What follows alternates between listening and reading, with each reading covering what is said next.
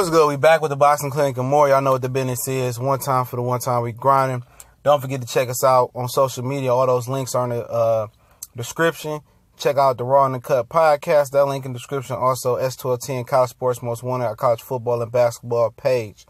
Also, a little bit of high school. All those links in the description. If you want to donate, the PayPal link is there as well. Shout out to the Super Chat donations. I definitely prefer the PayPal donations and eventually the Venmo donations because PayPal donations are 100%, donations. The Super Chat, they tax us for that. So just if y'all wondering why those are up versus the Super Chat, all right? But, shout out to everybody that chip in. I definitely appreciate it, man. I seen this interview earlier this morning. I heard 7-8 and Black Fight Fan Trill Boxing Talk speak on this. And, inspired me to do a video. Just not getting to it. But Danny Garcia, is basically they saying that Ness is going back and saying that, Eddie Hearn is, maybe ready to pay Danny Garcia $10 million,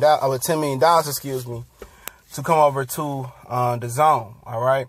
He potentially may drop that money, for Danny Garcia. All right. Excuse me real quick. He may go ahead and drop that cash on DSG. And then his daddy, in the interview, I'm linking to the description, was saying that we not loyal to nobody. We loyal to that money, basically what he's saying. And he said if Eddie got the money after we beat Sean Porter, we'd be happy to take the $10 million. See, Danny Garcia going to have to beat Sean Porter to get that money because he's not buying the fighter. He's buying the belt. He wants to get that welterweight belt so he can, he can have these fighters gravitate to him, to the zone, because they want that WBC belt. And he knows that Danny Garcia is a very, very beatable foe. And guys are going to want to jump ship from Al Heyman just to get a shot at Danny Garcia. All right. But what he's not understanding is the fact that, it's nobody there that's going to want to fight him other than Keith Thurman. But Keith Thurman already beat him and he already get a mandatory shot at him. And Keith Thurman probably going to win the purse bid. Or Keith Thurman lose the purse bid, fight for one fight, beat Danny Garcia, get his belt, bring it back to PBC. I believe Earl is on his way up to 160 eventually. I think if Golden Boy and Canelo, everything work out, I think he'll do it, So he trying to entice Earl to come over there and Mikey to come over there. But they got different plans right now. But it's something that Danny Garcia would do. I'm telling you guys, these dudes don't want zero smoke with Earl Spence. They don't want no smoke with Terrence Crawford neither. Let's not leave him out. The only reason Crawford don't get that fear appeal or that boogeyman appeal right now is he fresh to the division, but also he with Bob Arum, so people use that as an excuse why it can or can't happen. I think if he went to Bob Arum and told him, like, here, make the shit happen, it possibly can happen, but we know the old wars that Bob Arum had with Floyd Mayweather over, making shit happen. All right, so, but that's a valid excuse, for most people, with the Crawford situation. If not, Crawford has the same boogeyman type appeal, in my opinion, to Danny, Sean, and Keith Thurman as well. All right? So what Eddie Hearn is doing is he's buying the belt. He's going to use Danny Garcia until he can milk him and get somebody over there and show them that money. And Danny Garcia is all about money. He don't care about Hall of Fame. He don't care about pound-for-pound status. He care about that dollar. And if he do it, he do it. You know what I'm saying? If he goes over there, he wins that belt from Sean and runs to the zone. If I'm Earl, I just wash my hands of the situation. Like it or not, Mayweather said, if you can't get a fight here, you got to move up and go look for a fight. And that's a fact. He's just in that Paul Williams position.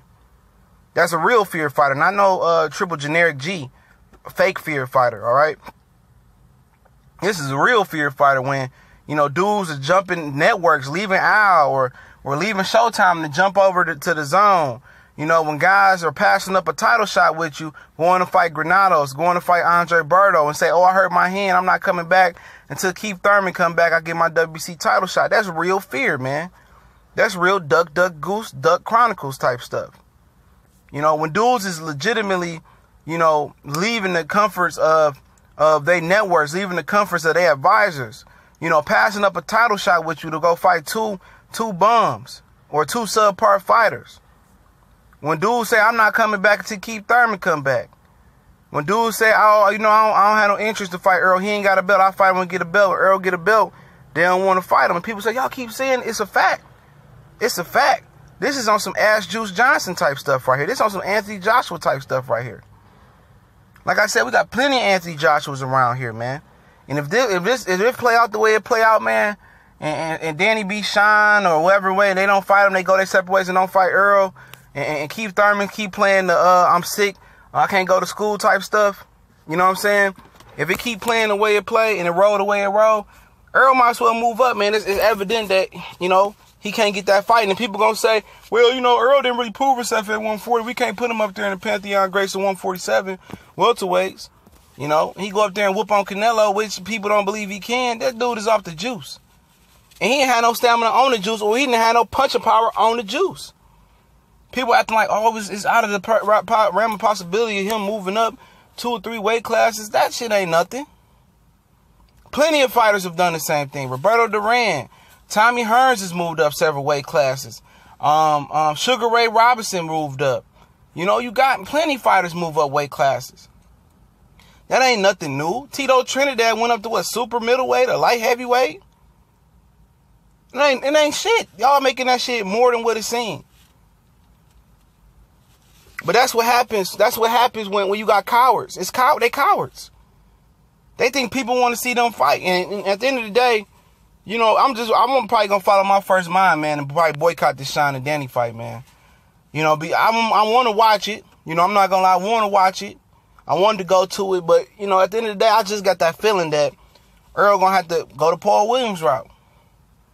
These dudes they willing not to fight Earl so bad to break packs with Al Haymon, break packs with, really no pack with Showtime, just a fight-by-fight basis.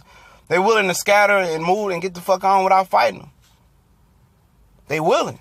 And if they that afraid, man, why am I going to pay to watch or pay all this money, you know, for subpar fights? Secondary fights, that's what they giving you. A lot of secondary fights, you're not getting premier fights for real at no network. You're not getting the number 1 guy versus number 2 guy in the division a lot. Nobody is delivering 1 and 2 in the division. Even when they all under the same promotional banner or network banner. You ain't getting that, man. But Sabasa Clinic and more, I definitely appreciate you brothers for rocking out with me. Definitely going to hit it hard a little bit later in the live stream. Don't know exactly what will be the main topics of discussion.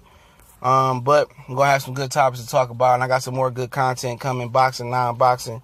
Shout out to the LDBC, man. One time for the one time. Shout out to my brother CB Sports and Cali Enigma. K Black in the building. Y'all go check them out. We gone.